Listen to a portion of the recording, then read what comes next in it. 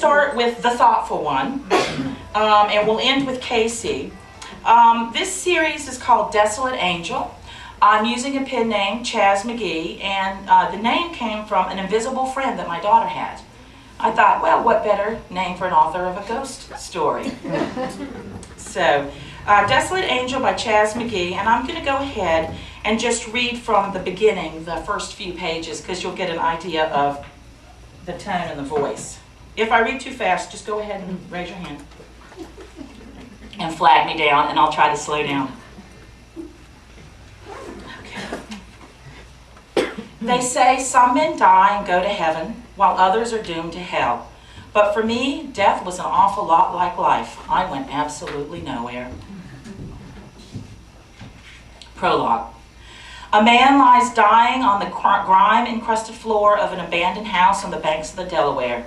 The air is heavy with the stench of human detritus and the whiskey sweat of fear. The man knows that he is dying. But after the first hot shock of bullet burrowing through flesh, he feels no pain. Instead, he feels the world falling away. Every ache he has ever felt, every regret he has ever ignored, every sorrow he has ever mourned, they evaporate into the ether. He does not care. He does not care about the man sprawled dead at his feet, or the heavy-set man breathing bourbon in his face. He does not even think of the wife and sons he will leave behind, nor of the badge that presses against his chest inches from the bullet's entry wound. Instead, he stares at the ankles of the man bending over him, seeing every thread of a frayed pants hem that has been improbably stapled back into place. He memorizes every crease in the worn leather shoe beneath it. A crack has opened up in the shoe between leather and sole. It fascinates him, that tiny gap of darkness. It beckons him like an invitation. He stares at the sliver of darkness and thinks of only one thing: his death, like his life, defined by the same single unanswerable question. He thinks, how did it come to this? Chapter 1. I never recognized my wife's beauty when I was alive. Distracted by shining eyes and an all-forgiving smile, I married her and stayed married to her for 23 years, never noticing when the shining eyes and forgiving smile faded, casualties of the burdens that came with loving me. But not once in all the years of sharing the very air we breathed did I recognize her true beauty. I had to die before I saw it. I had to die before I realized how her stubborn love for me and her infinite love for our sons made her splendid beyond human comprehension. I can see it now and so much more. I can see the light that surrounds her when she holds our boys in her arms. I can see how the world surrenders before her when she shares that love with others.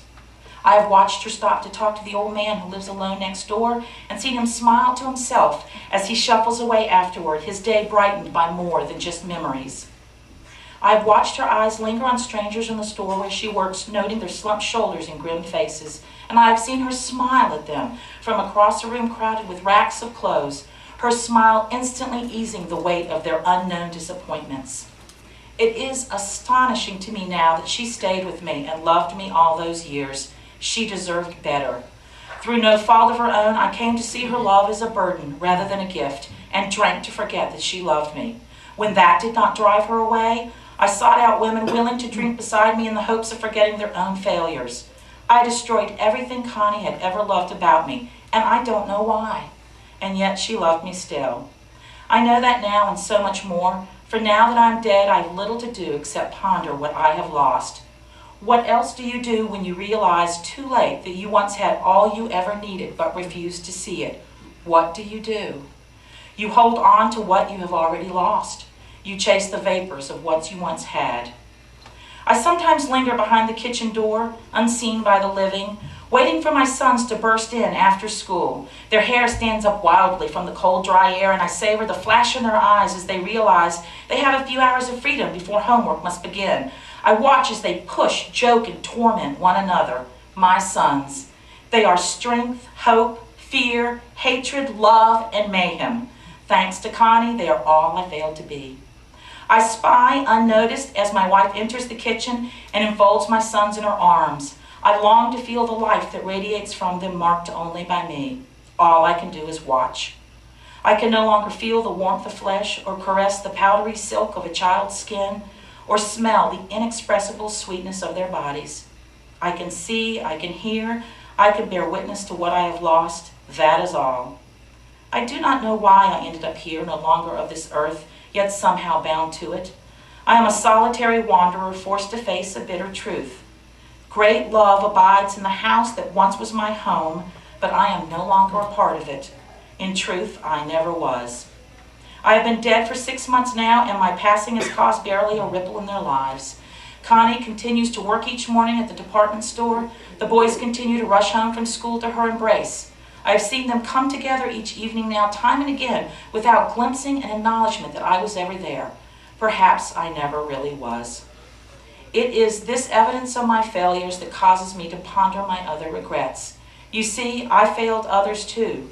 And not just the victims, whose morgue photographs left a never-ending trail of human catastrophe winding through my unsolved files. I failed those they left behind as well. I think of them often, the surviving loved ones who came to me seeking justice and left with little more than despair.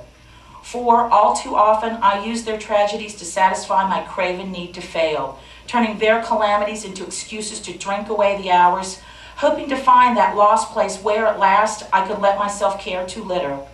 I stared the other way when confronted by their misery, unable to meet their eyes.